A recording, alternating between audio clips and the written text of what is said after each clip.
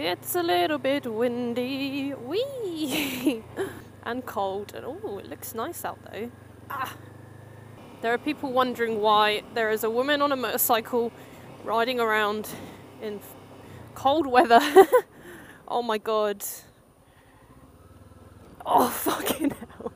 That speed bump is a nightmare. Hello birdies.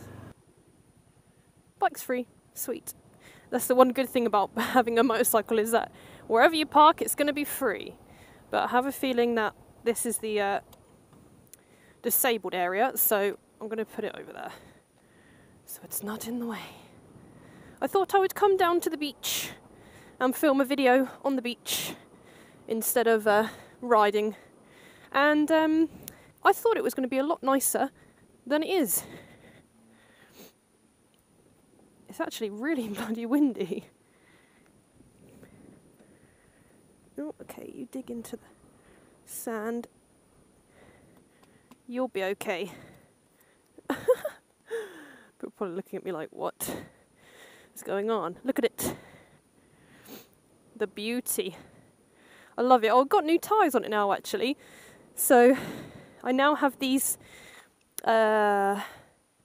Michelin PR5s. I think that's what they're called. They're really good. I actually really like them. And I could not believe how bad... there you go. I don't know if you can see, but they're very nice. I didn't really realise how bad that my tyres were before before I got them changed, because they had a bit of a flat spot on the back, and I thought it was kind of normalish. And when I had them changed, I was like, oh my god, my bike actually feels like a bike. It was crazy. Can't see, my visor's steaming up now. Oh, I can't see because it's too sunny actually. Hello, seagull. So beautiful. I love living here by the sea. It's just so nice. And I don't know if you can see anything. I don't know if it's overexposing, but it's just so pretty today. So blue.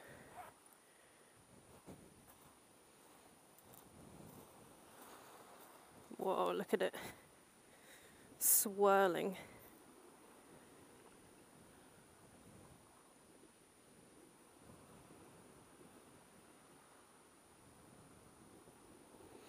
It reminds me of when me and Spicy first met, and we'd often come down to the beach and just take a walk around. But when we first got together, it was in winter. So we kind of went to the beach like in January and February, and it was always cold. It just reminds me of that. Such a nice view. Ooh. Pretty. Hanya. I remember hearing a saying or a phrase or something years ago that was like, once you truly love yourself, it makes it easier to love others, basically. It was something along those lines, and I 100% agree with that. It is so true. Because the more that you dislike yourself, the more you hate yourself. Sometimes that comes out when you're in a relationship, even friendships and things like that. You then... it brings out toxic things that aren't really good. And sometimes you express it on other people without really knowing it. Spicy's going to kill me for being here. He's going to say it's so dangerous. Don't worry, I'm safe. I'm like the safest person in the world, honestly. I'm too safe sometimes. I need to live a little. But yeah, I just wanted to talk about self-love today, basically, and how important it is to love yourself truly and honestly. Because there's no point living life hating yourself and just feeling down almost every day because you just dislike who you are. It's, you know, you can change yourself to a certain extent, but people are who they are, and you can't change people, really. And you should never aim to change someone else. You should only really aim to be yourself and accept other people for who they are. And you should do the same for yourself. You know, accept yourself for who you are, all of your flaws included. Because if you don't, you're just going to end up living a miserable life. And when we truly love ourselves for who we are, it's honestly the best thing you can do for yourself. It will boost your confidence. You'll feel so much better about yourself, about your life. And it will be easier to love other people because you're not going to constantly be thinking about your own self and spending so much time about your own self that you forget about everyone else around you. And I've been doing that lately. I've got a few mental health issues that I never really talk about because I just pretend that they don't exist, which is dumb. And a few months ago I had a real low where I kind of just spiraled down. And I'm all right now, I've got out of it, which is good. But it just made me realise that some things were getting so ridiculous. I just thought this just needs to stop. And every now and then I'll have a cycle where I go down, I'm really low, and then I'll get myself out of it, and then I'll be fine, and I'll say, yeah, I'll do all these things, and I'll do this, and I'll do that, and then like months later, the same thing happens, and I'm back to square one, and then it gets really demotivating because you feel like you're never ever going to change. But you can change, and I've never felt so strong about it until now, really. And I realised that one of the main things that I should have done is accepted the fact that I have these issues. Because I often dismiss them, pretend like I don't have them, pretend they don't exist, tell myself that I'm just dumb and stupid, but then I'm demoralising everyone else who has the same issues, which I don't want to do. So, you know, I just thought I need to accept it, I need to tell people about it, and I need to get it out, and that's what I started doing. I started telling people about what is going on. Oh God. But without sort of being, I've never wanted to be like a drama queen, and I've never really liked too much attention on myself. A bit like Spicy, he doesn't really like too much attention on himself either. And also I do want to say thank you so much to everyone who's been so kind to him in the past few months with all the issues he's got going on with his back and his health. There have been some really horrible people and some really nasty comments, and I just don't understand why, first of all. I just never understood why. Why do people need to be so annoying and angry at everything in life? It's like, surely there are better things to do with your own time than sit and dislike a video that has only been online for like 2 seconds. It's like, you must have the notifications on. I just don't understand it. Why waste so much of your time? There are better things to do. I have blocked a few people before. And I normally don't like to block people because I feel like maybe they win if I block them or something, I don't know. But then I thought, well, actually, it's better for them more than it is for me or anyone else. Not that anyone's saying anything nasty to me. People are lovely. You guys are lovely to me, which is really nice, so thank you very much. But for some reason, people just hate Spicy, and I just don't understand why. Like, he's never done anything wrong. He just is who he is. And he does suffer with mental health issues, and he does have a problem with his back at the moment, which people seem to think isn't a real thing, but it is. Trust me, it is. I, live with him. I see him every single day.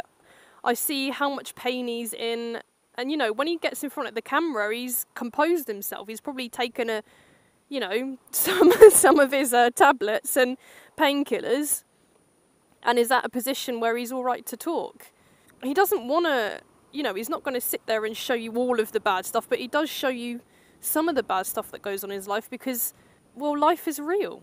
And there are too many people that often portray such a perfect life on social media, and it's not healthy. I mean, it's good for people that want to, strive towards bettering themselves, but if it gets to the point in your life where you're looking at other people's lives and you feel that yours is never going to be like that, and it gets you down and it makes you feel bad about yourself that you're not living that life and you're not going to change, and, if it starts becoming a problem, then stop. Because that's the best thing you can do, honestly.